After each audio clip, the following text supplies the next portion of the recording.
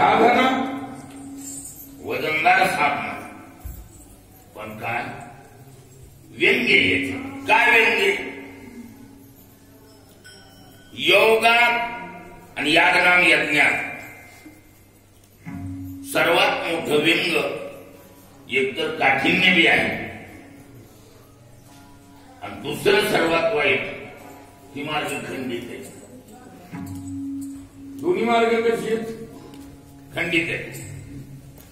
योग मार्ग आणि याग मार्ग खंडित मार्ग म्हणजे हॉटलाईन नाही, मुक्कामापर्यंत पोचत नाही. म्हणून निळबरांनी टेस्ट घेताना ह्याचा उल्लेख केला, परित्या नपवतीओ याच्या दारावर, देवाच्या दरवाजापर्यंत ह्या साधना पोचवत नाही. ही सर्वात मोठं व्यंग ह्या दोन साधने. आणि तिसरी सर्वात महत्वाची बाब कसं आहे, धर्मक्रिया जी आहे, योग याग क्रिया, धर्म अधर्म आणि माया पाच गोष्टी त्याच्या. योग आणि यागात खंडितपणा आहे. आणि धर्मात काय आहे? धर्मात सर्वात मोठं वाईट आहे अधर्म. खाली होऊन बोलू का आपल्या गावठी भाषेत? धर्माच्या विरुद्ध हमेशा 12 महिने हा बुक ठोकायलाय अधर्म. कोण कोण हा बुक ठोकायलाय? बघतोच म्हणून दात खाऊ नये. कोण? अधर्म. निरपेक्षपणा नाही धर्मामध्ये, म्हणून धर्मावर हमेशा डोळा ठेवू नये. कोण? अधर्म. त्यामुळं त्यांच्या खटक्यामध्ये काही घडते प्रसंग वशात. कुणाच्या? धर्माला सर्वात मोठं किडाळ आहे. कोणतं? अधर्माचं. अधर्माची भीती आहे. थोडं बी कमी जास्त झालं की दात खाऊ नये. कोण? अधर्म. म्हणून तर म्हटलंय धर्मांगीच अधर्म. काय काय असं आलंय का कुठं?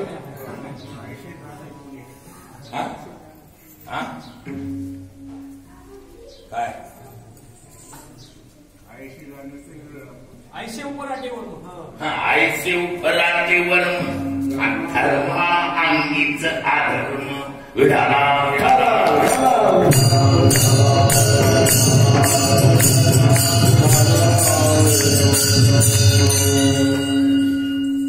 भोगी घडे त्याग आणि त्यागे अंगा येते भोग. आयसे उपराटे वर्म आणि धर्मांगीच अधर्म. विठाला विठाला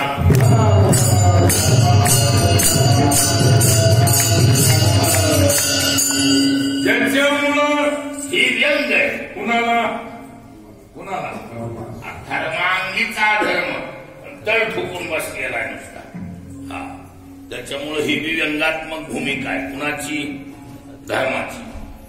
आणि दुसऱ्या दोन तर उपनच आहे. कोणतं?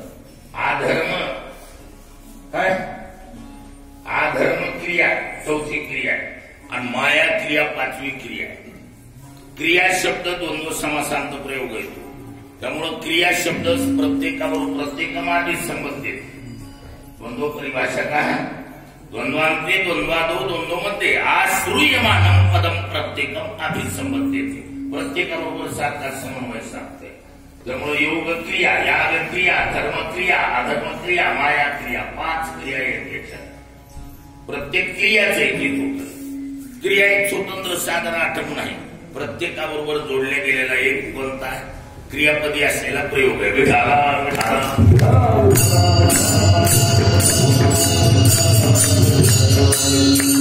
आता ही पाचीच्या पाची जर पाहिली, योग खंडित आहे, याग खंडित आहे. ज्ञानवराला ह्या दोन्हीचा तर ओपनच हरिपाठातच निषेध केला.